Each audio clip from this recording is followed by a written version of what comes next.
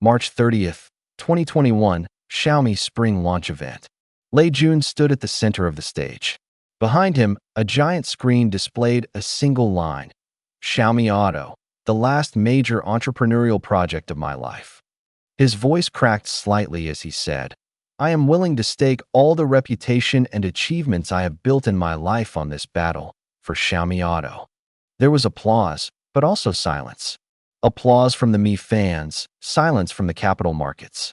That year, global smartphone shipments fell year-on-year for the first time in consecutive quarters. The high-end market left vacant by Huawei sanctions had been mostly eaten by Apple. Xiaomi got only a small slice. The relentless grind of the smartphone industry had left every player gasping. Everyone was cutting jobs and slashing budgets. And at that very moment, Lei Jun announced he was going to build cars. Why? Why?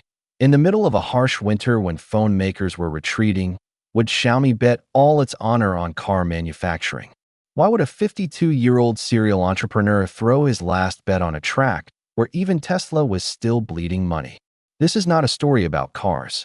It is a story about fear, ambition, and how one Chinese tech company is trying to redefine the way we live for the next 10 years.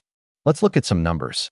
In 2023, the global smartphone market was worth roughly $520 billion. The global auto market, just passenger cars, exceeds $520 billion. The global auto market, just passenger cars, exceeds $2 trillion.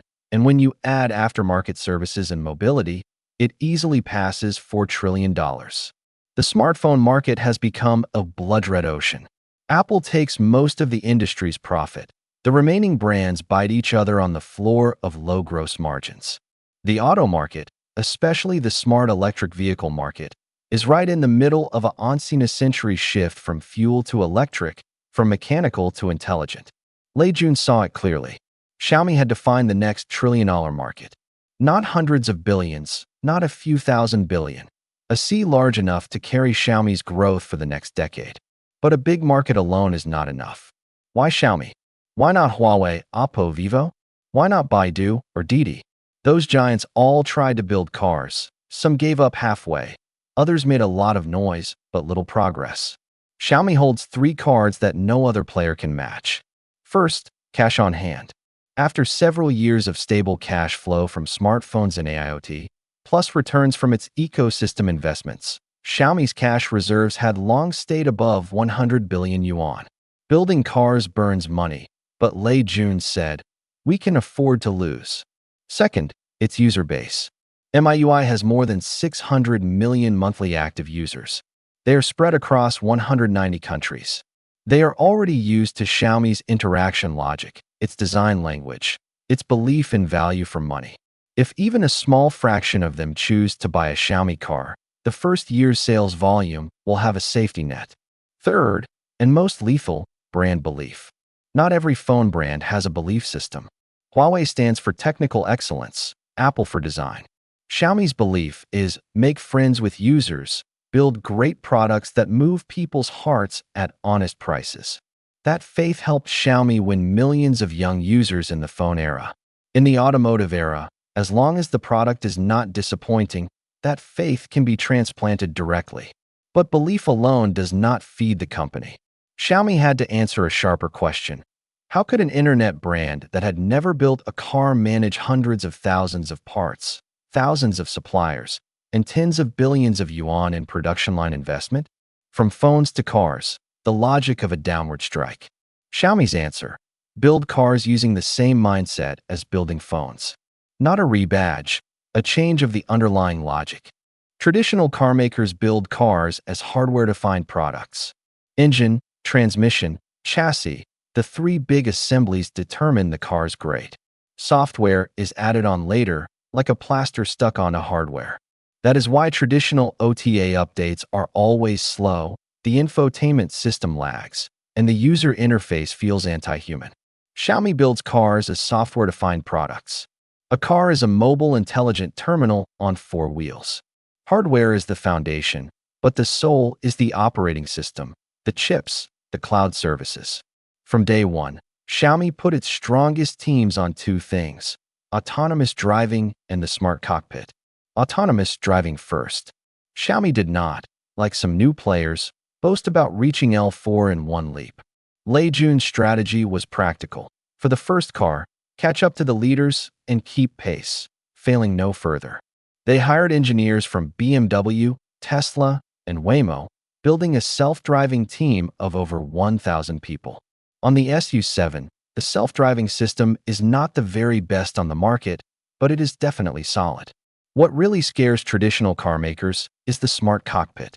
In this domain, Xiaomi walked into the age of cold steel carrying an atomic bomb. Traditional car makers' infotainment systems are outsourced to third-party suppliers.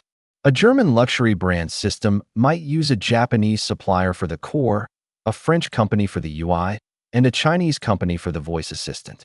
These modules do not communicate smoothly. Lag, black screens, and freezes are normal. Owners would rather use a phone holder than the car's own system. Xiaomi's car uses HyperOS. This system was originally designed for phones and IoT devices. Its underlying architecture was born to support seamless flow across devices and endpoints. Transplanting it into a car is a true downward strike. You can set a navigation route on your phone, step into the car, and it hands off to the dashboard seamlessly. You can watch half a video on the car screen, get out, and continue it on your phone. You can use the car screen to control your robot vacuum, air conditioner, and lights at home. You can use the Xiao AI speaker at home to turn on the car's AC in advance. This is not a pile of features. It is a complete ecosystem, closed loop. Traditional car makers build cars. Xiaomi builds a 24-hour lifestyle around the user. Supply chain latecomer advantage and a balance of self-research. But software alone is not enough. A car is first a car. The hardware cannot be weak. Xiaomi took two paths on hardware, leveraging China's mature automotive supply chain as a latecomer and breaking through key technical barriers. Latecomer advantage first.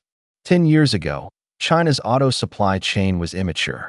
The core technologies of engines, transmissions, and chassis were all in foreign hands. But after 10 years of explosive growth in new energy vehicles, China has built the world's most complete and sophisticated supply chain for smart EVs. From batteries to motors, from electronic controls to thermal management, from LiDAR to HD mapping, you can almost build a car by snapping together Lego-like blocks from suppliers. Xiaomi did not, like Tesla in its early days, try to make everything itself. It chose a smarter path, core self-development plus high-quality sourcing. The motor, the V8S supermotor, is self-developed, with a peak speed of 27,200 revolutions per minute and leading power density. The battery, in partnership with CATL, using Qilin battery technology, delivers over 800 kilometers of range. The large die-casting technology, in partnership with LK, uses a single cast rear floor, reducing parts count and lowering cost. The advantage of this approach is faster development, controlled costs, and the ability to keep core technology. Traditional car makers are slow to transform because they carry the baggage of history. Production lines cannot be changed overnight. Factories cannot be closed overnight. Xiaomi has no legacy of combustion engines. A blank sheet of paper is easy to draw on. Then cost control. Lei Jun cut his teeth in supply chain management. He handled purchasing during the Kingsoft days. By the time he built Xiaomi phones, he had engraved value for money into the company's bones. When making phones, Xiaomi could sell flagship specs at half the price of the competition. The same methodology works for cars. The SU7's pricing strategy was textbook. For half a year before launch, rumors flew online. 199,000 yuan, 299,000 yuan. Lei Jun stayed quiet, only repeating, "It won't be cheap," and "maybe a bit expensive." That expectation management raised customers' willingness to pay.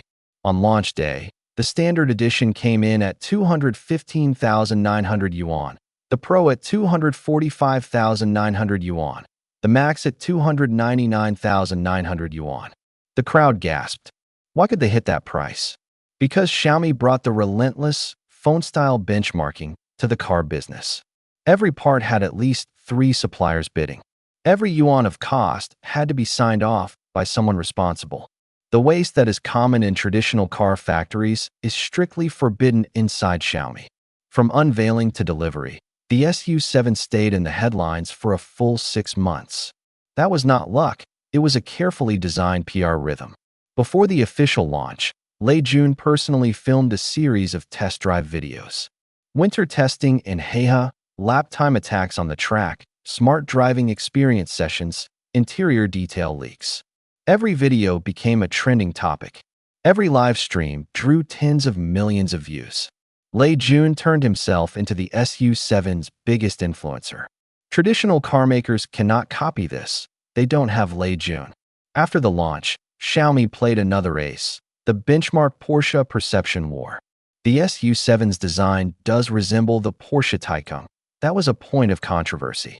But Xiaomi turned the controversy into a selling point. Its official copy said better looking than Porsche. Netizens poked fun, but Lei Jun didn't get angry. Instead, he rode the wave, saying, "We also want to match Porsche in performance." Turning negatives into positives, a lesson in PR excellence. When delivery started, Lei Jun personally opened the car door for the first batch of owners. That gesture went viral. A billionaire, the founder of a 100 billion yuan company, bending down to open a door. That is not a stunt. It is the ultimate expression of Xiaomi's make friends with users value. Mi fans were moved to tears, and even non-fans were touched. Xiaomi's fan economy has been proven again in automobiles. The vast majority of first-batch SU7 buyers are Mi fans.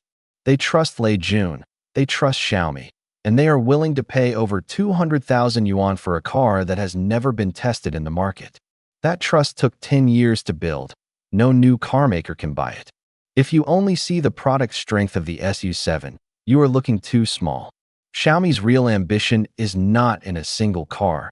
It is in the whole human X car X home ecosystem. HyperOS is the connective tissue. In Xiaomi's blueprint, your phone, your watch, your car, your hundreds of smart devices at home are not isolated islands. They are one living organism. The calendar on your phone automatically syncs to the car, reminding you when to leave. When you drive home from work, the car, half a kilometer from your gate, turns on the air conditioner and lights. When you lie on your sofa, you can check the car's charging status on your phone and schedule tomorrow's maintenance. Once this ecosystem runs smoothly, users will find it very hard to leave.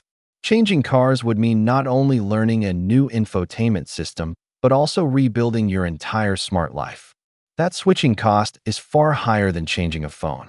Traditional car makers are not afraid of Xiaomi's motors, batteries, or die casting. They can buy or develop those too. What scares them is that Xiaomi has 600 million users, hundreds of millions of smart home devices, and a proven operating system. None of that can be replicated in the short term. So when Lei Jun stood on stage and said, "Xiaomi Auto is the last major entrepreneurial project of my life," he was not betting on one car. He was betting on a lifestyle. If he wins, Xiaomi will become the most successful cross-industry giant in Chinese tech history. If he loses, it is still no shame, because the one who steps onto the field has already beaten the many who never dared to move. April 2024, the SU7 began deliveries. In its first month, deliveries exceeded 7,000 units. For a completely new brand with its very first car, that number silenced every doubter. Even more remarkable, 30% of SU7 orders came from Apple users. That means Xiaomi not only dug under the walls of traditional car makers, but also took a bite out of Apple. Looking back, Lei Jun's decision at 52 to build cars was an extremely rational decision. Irrational because the odds of success are very low and the risks are enormous. Car manufacturing is a capital-intensive, technology-intensive, management-intensive super project. Many who came before have died on the beach. Rational because if Xiaomi does not enter this window, it will be locked forever under the smartphone industry's stagnant ceiling for the next 10 years. Lei Jun said, "We can afford to lose." Behind that sentence lie 10 years of hard-earned cash and a determination to burn the boats. He has seen storms, fought piracy at Kingsoft, survived supply chain crises, and stock price collapses at Xiaomi. And each time he got back up. This time, He has staked his entire reputation on four wheels. The SU7 is a beginning, not an end. It has not just broken the auto industry's ceiling.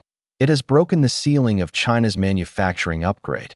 When a phone company can deliver an electric car with superb performance, design, intelligence, and ecosystem at a price of 215,000 yuan, it proves one thing to the world. The next stage for Made in China is not about cost, not about scale. It is about systems, about experience, about values. Let's return to the opening question. Why would Xiaomi dare to build cars in a harsh winter? Because the winter will not last forever, and spring only comes to those who sow early. If you are also thinking about starting a business, making a pivot, or just want to know what gives Xiaomi the nerve, watch this video again. Lei Jun's lonely bravery might just be the starting point for your own next decision. Comment below. 10 years from now, will Xiaomi become China's Tesla or just another fallen player?